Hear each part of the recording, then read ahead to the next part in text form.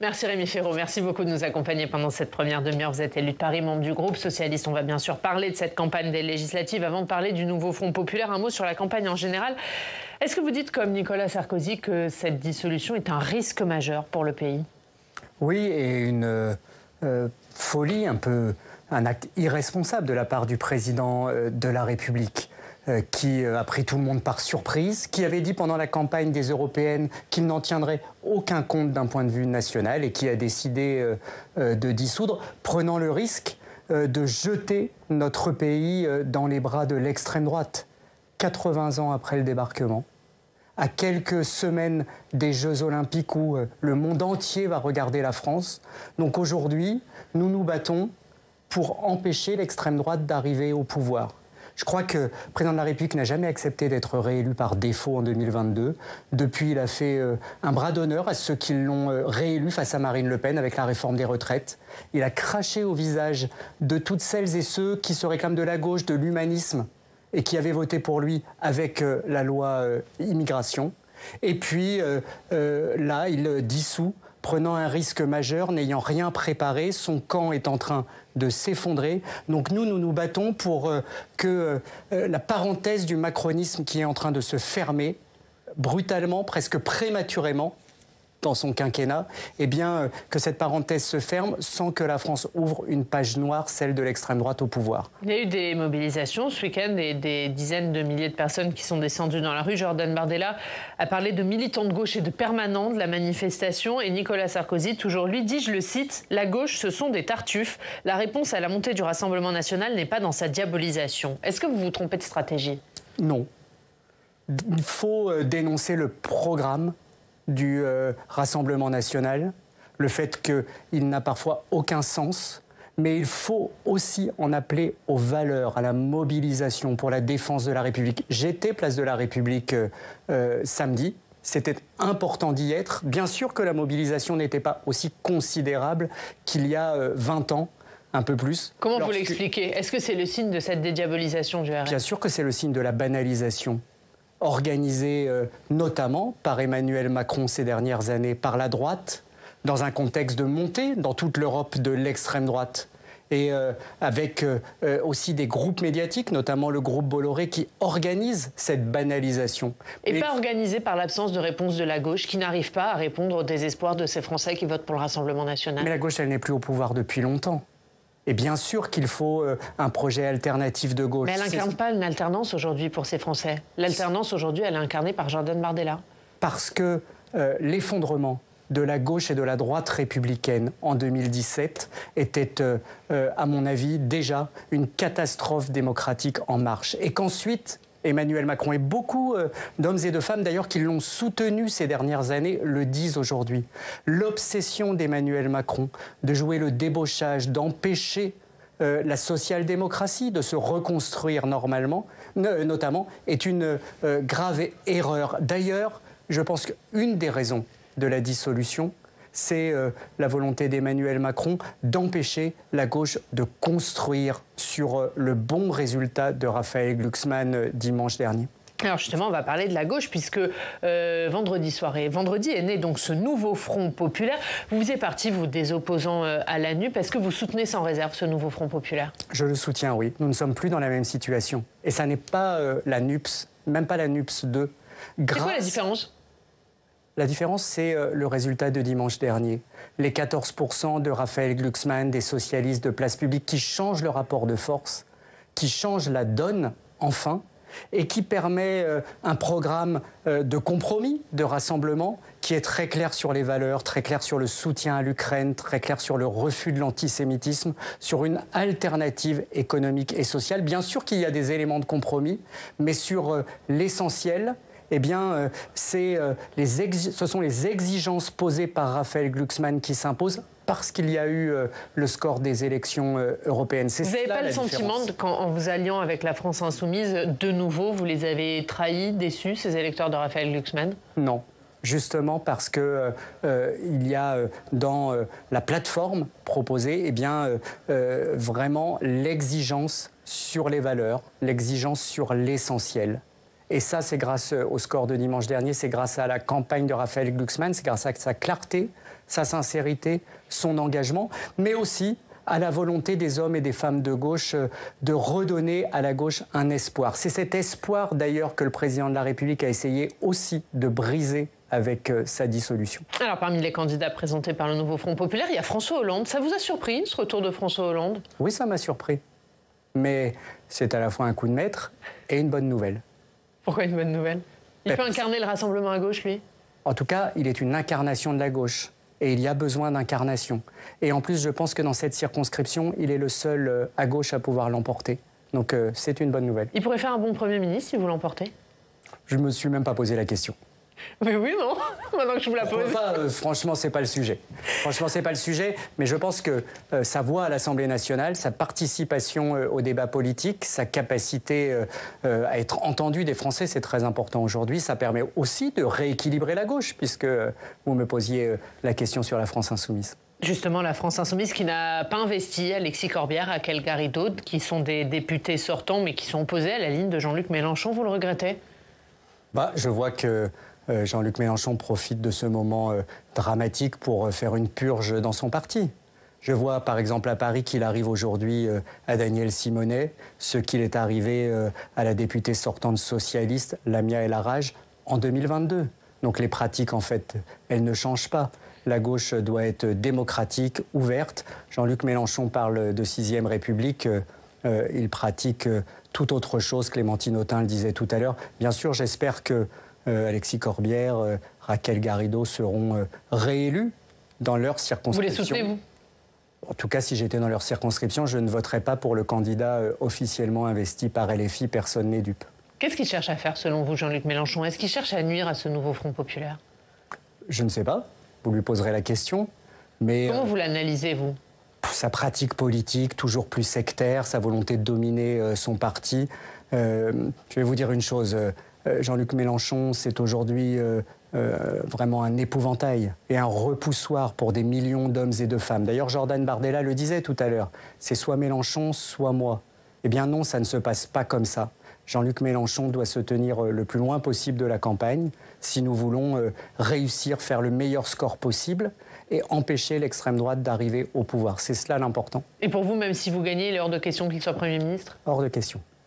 Un dernier mot là-dessus, puisqu'Adrien Quatennens s'est retiré hier matin, très proche, lui, de Jean-Luc Mélenchon. Et Jean-Luc Mélenchon a dit sur France 3 hier midi regretter que le droit à la réhabilitation n'ait pas joué et qu'il soit condamné à une peine d'inéligibilité. Il a dit cet homme est au-dessus de la moyenne. Qu'en dites-vous? Je dis que son retrait est la moindre des choses, une évidence. Jean-Luc Mélenchon raisonne comme on raisonnait au XXe siècle. La question de la lutte contre les violences faites aux femmes, de la lutte contre les violences conjugales, familiales, doit être une absolue priorité. Il n'y avait que Jean-Luc Mélenchon qui pensait qu'il fallait que Alexis Quatennens soit candidat. On va parler du fond de votre programme, puisque les 4 forces politiques de gauche ont donc réussi à se mettre d'accord sur un programme, malgré des positions divergentes sur de nombreux sujets qu'on va voir avec Alex Poussard.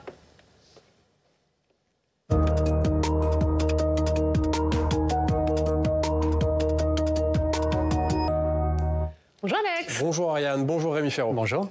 Et Alex, alors le nouveau Front Populaire a affiché un programme, mais derrière ce programme, il y a des points de désaccord entre les différents partis de gauche. Ah oui, et notamment sur les questions internationales. On va commencer par la guerre entre Israël et le Hamas. Le programme du nouveau Front Populaire promet, je cite, d'agir pour la libération des otages détenus depuis les massacres terroristes du Hamas le 7 octobre.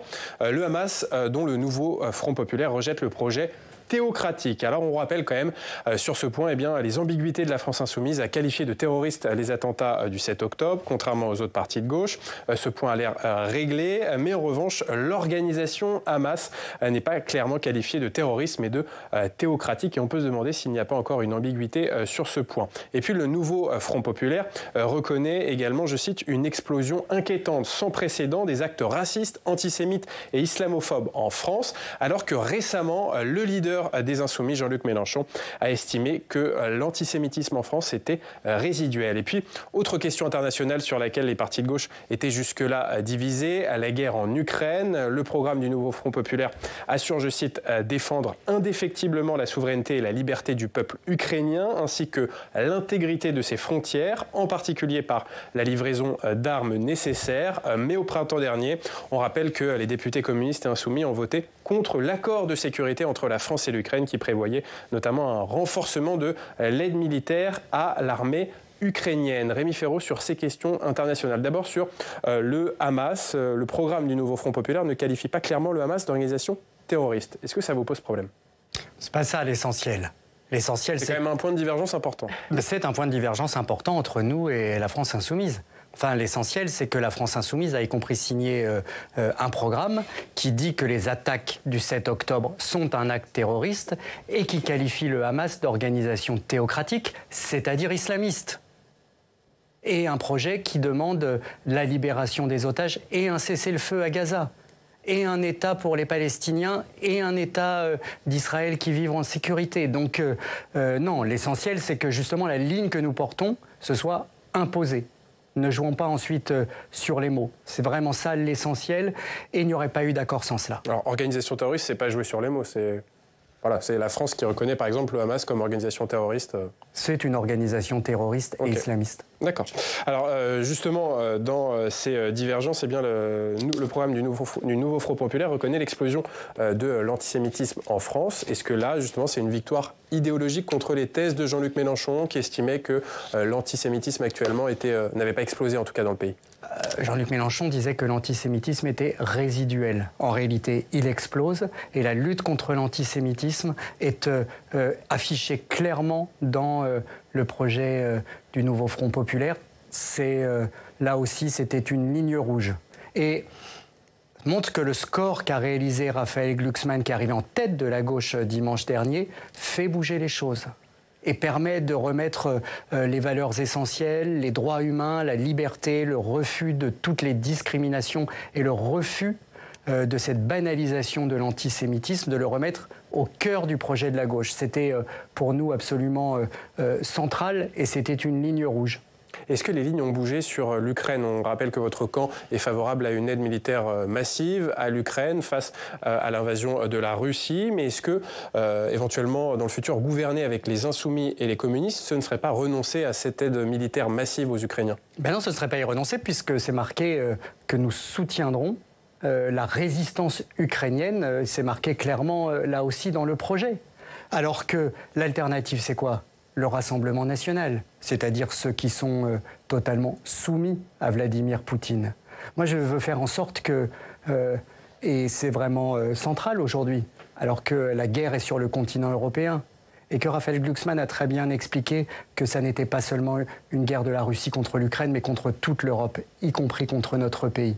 C'est absolument essentiel de faire en sorte que la défaite d'Emmanuel Macron ne se transforme pas en victoire de Vladimir Poutine. C'est pour cela qu'il faut tout faire pour battre le Rassemblement national. Et que le soutien à l'Ukraine a été mis clairement dans le projet de rassemblement de la gauche. C'était à la fois une exigence absolue, mais c'est aussi un signe d'évolution extrêmement positif et quelque chose d'extrêmement rassurant pour des millions de Françaises et de Français qui sont attachés à la liberté, aux valeurs démocratiques, aux valeurs européennes et à l'indépendance de notre pays. Autre sujet de divergence sur le plan national, la question de la réforme des retraites et du nucléaire. Oui, alors sur les retraites d'abord, l'accord scellé par le nouveau Front populaire propose d'abroger immédiatement la réforme des retraites d'Emmanuel Macron, le recul de l'âge de 62 à 64 ans, et puis d'instaurer à long terme le droit à la retraite à 60 ans. Alors c'est peut-être une formulation qui masque là encore un désaccord entre les Insoumis qui sont favorables à la retraite à 60 ans pour tous et les socialistes qui sont divisés sur cette question. Et d'ailleurs, pendant la campagne des Européennes, eh bien, Raphaël Glucksmann avait assuré qu'il était contre un départ universel à la retraite à 60 ans et c'était devenu un angle d'attaque de la France insoumise contre lui pendant cette campagne. Et puis, autre point de division qui est assez profond, l'énergie nucléaire, puisque le programme du nouveau Front populaire promet la mise en place d'un plan climat visant la neutralité carbone en 2050, mais ne dit rien sur les moyens pour y arriver, car les Insoumis et les écologistes sont pour une sortie du nucléaire, contrairement aux socialistes et aux communistes qui veulent donner un avenir à cette énergie. Ce débat, pour l'instant, n'est pas tranché. Rémi Féraud, d'abord sur les retraites. Est-ce que cette promesse à long terme d'un droit à la retraite à 60 ans pour tous, est-ce que vous y croyez? Moi, je crois d'abord au court terme, c'est-à-dire à l'abrogation de la réforme des retraites, qui compte beaucoup d'ailleurs dans le très mauvais score de la liste macroniste dimanche dernier. Donc je crois d'abord à cette abrogation. Et après sur la retraite à 60 ans? Pour certains, oui. Nous l'avions fait d'ailleurs avec François Hollande. C'est vrai qu'on a des divergences avec les Insoumis, avec les communistes sur perspective. Mais il faut reprendre le dialogue social avec les organisations. Il n'y a pas écrit pour certains dans le programme. Il n'y a pas écrit tout de suite. Il n'y a pas écrit tout de suite. Il n'y a pas écrit tout de suite. Et mais il y a écrit 60 ans. Oui, mais j'en passe pour que ça n'est pas d'ailleurs une perspective condamnable. C'est une question de priorité politique et de dialogue social, d'abord. Et donc, concentrons-nous sur l'essentiel, sur le court terme, qui est l'abrogation de la réforme des retraites qui a été votée au forceps contre l'avis des Français. Il faut aussi remettre de l'apaisement dans la société française. Et évidemment qu'il y aura une discussion, une négociation sociale et qu'elle prendra du temps. Donc ne caricaturons pas le projet du nouveau Front populaire. Et puis comment on tranche ce débat au sein de la gauche sur le nucléaire si jamais le nouveau Front populaire arrive au pouvoir? D'abord, il y a beaucoup de propositions. On n'en sort pas. Pour mettre en œuvre la transition écologique avec le volontarisme qui fait défaut aujourd'hui à Emmanuel Macron. Et par ailleurs, la victoire du Rassemblement national serait une catastrophe climatique et écologique. Il faut aussi que les Français en aient conscience. Sur le nucléaire, il y a des divergences, c'est vrai. Mais on ne va pas sortir du nucléaire demain matin. Donc ça reste une source d'énergie de transition. Mettons d'abord en œuvre le déploiement des énergies renouvelables à la hauteur des besoins. Faisons en sorte d'avoir un plan de sortie des énergies fossiles à la hauteur de la situation. Et sur le nucléaire, il y aura une sortie progressive. De toute façon. Mais ça se situe dans les décennies qui viennent, alors qu'aujourd'hui, nous sommes dans l'urgence d'empêcher l'extrême droite d'accéder au pouvoir. Un mot sur le chiffrage de votre programme, puisque le gouvernement le chiffre à plus de 250 milliards d'euros dans le contexte actuel. C'est pas un petit sujet. Comment vous le financez ? Oui, mais c'est un chiffre totalement sorti du chapeau. Je ne sais pas si c'est celui de Monsieur le maire ou autre. Ils se sont totalement trompés sur les chiffres. Ces chiffres sont fantaisistes. À combien vous chiffrez-vous ? Il n'a pas été chiffré par le nouveau Front populaire. Mais je sais que ces chiffres... C'est pas un problème dans le contexte de finances publiques actuelles ? Non, mais vous avez vu l'urgence de la dissolution. Donc la gauche, le nouveau Front populaire, est le seul qui, en face des dépenses supplémentaires qu'il prévoit, met des recettes supplémentaires. Le programme du Rassemblement national, c'est n'importe quoi.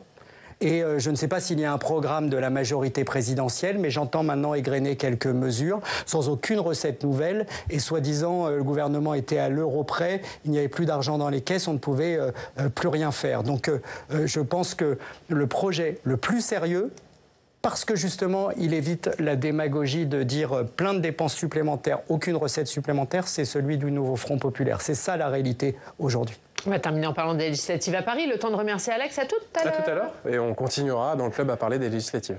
Et on parlera évidemment des candidats. On va voir les législatives à Paris. On retrouve Jacques Paquier, directeur de la rédaction du Journal du Grand Paris. Bonjour Jacques. Bonjour. Merci beaucoup d'être avec nous. Et Jacques, c'est vous qui allez nous faire ce point sur les législatives à Paris.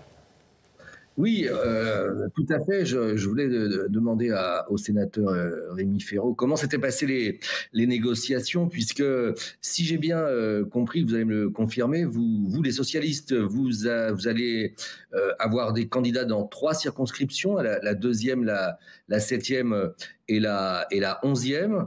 Les Verts ont un peu plus au sein du nouveau Front populaire et LFI a, si j'ai bien compté, 8 candidats, alors même, vous y faisiez référence nationalement, mais alors même que Raphaël Glucksmann a fait un de ses meilleurs scores au sein de la capitale, 22,86%, contre, j'ai noté les chiffres, 17,72% pour LFI. Comment vous expliquez les résultats de ces négociations, monsieur le sénateur? Je ne me l'explique pas. En effet, Raphaël Glucksmann est arrivé en tête avec 23% des suffrages à Paris. C'est son meilleur score national. Et nous n'avons que 3 candidats. Mais ces 3 candidats, Marine Rosset, Emmanuel Grégoire, Céline Hervieux, j'espère bien qu'ils seront élus députés. Je regrette qu'ils ne soient pas plus nombreux. Ça a été une discussion nationale. Voilà, qui n'a pas été fondée sur les résultats des élections européennes. Je le regrette. Donc Olivier Faure a mal joué. Je ne veux pas vous répondre, je ne peux pas vous répondre à cette question. En tout cas, je regrette que... Vous faites 7 points de plus que la France Insoumise et vous avez quasiment 3 fois moins de candidats. Oui, mais ce n'est pas un jeu. Je regrette que les socialistes parisiens n'aient pas été davantage soutenus pour présenter des candidats, parce qu'en plus, ce sont les candidats les plus efficaces, en général, au 2e tour, face aux candidats de la droite. Il n'y a aucun risque Rassemblement national à Paris. Heureusement, je pense que nous n'y sommes pas pour rien, au-delà de la seule sociologie électorale. En tout cas, en responsabilité, nous appliquons l'accord et nous nous concentrerons sur, évidemment, la campagne des candidats socialistes, mais aussi écologistes dans la capitale. Justement, quels sont vos objectifs? Aujourd'hui, il y a 8 sortants Renaissance, 6 LFI, 2 écologistes, 1 Modem, 1 non-inscrit. Quels sont vos objectifs pour la future Chambre? Nos objectifs, c'est de gagner des circonscriptions. C'est qu'Emmanuel Grégoire soit élu député et que Clément Beaune soit battu. C'est qu'un autre ministre d'Emmanuel Macron, Stanislas Guerini, soit battu par une candidate de gauche, en l'occurrence écologiste, dans la 3e circonscription. C'est que nos candidates Marine Rosset, Céline Hervieux soient élues. Il y a des circonscriptions à reconquérir et c'est tout à fait possible. Donc nous allons mener une campagne d'arrache-pied, d'autant que à Paris, il y a des électeurs qui, après vraiment la réforme des retraites et la loi immigration, sont plus que déçus. Ils sont en colère de la trahison d'Emmanuel Macron par rapport aux engagements qu'il avait pris. Donc moi, je souhaite qu'il y ait plus de députés de gauche élus possibles à Paris pour que Paris participe aussi activement à la fois de la défaite de la majorité présidentielle et du barrage au Rassemblement national. Une dernière question, Jacques.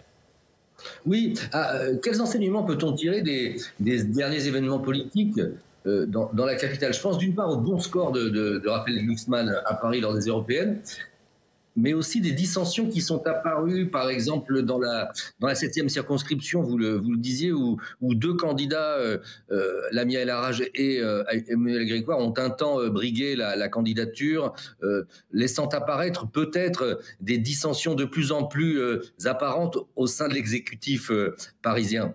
Quels enseignements vous tirez de ces différents événements? Il peut y avoir plusieurs candidatures à la candidature. Aujourd'hui, nous n'avons qu'un candidat, c'est Emmanuel Grégoire, qui, s'il est élu, quittera l'exécutif municipal. C'est une nouvelle étape. Mais il n'y a aucune dissension dans la 7e circonscription. Nous sommes vraiment rassemblés autour de sa candidature. Pour l'élection européenne, eh bien, je crois qu'elle balaye tous les commentaires des derniers mois sur le fait que la gauche serait en difficulté à Paris, sur le fait que la loi électorale serait, pour convenance politique, changée par le président de la République. Tout cela est balayé. La gauche est très majoritaire à Paris. Elle l'est d'ailleurs de plus en plus. Et ce sont les socialistes, en l'occurrence avec Raphaël Glucksmann, qui sont la force motrice de la gauche à Paris.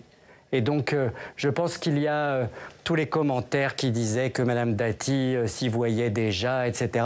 Tout cela est balayé par le scrutin européen. C'est peut-être pas l'essentiel du moment, mais c'est aussi une réalité. Un mot sur Emmanuel Grégoire. Emmanuel Grégoire, c'est le premier adjoint d'Anne Hidalgo, dont on a dit qu'il pouvait être son successeur. Aujourd'hui, s'il gagne, vous le dites, il quittera l'exécutif, il sera à l'Assemblée nationale.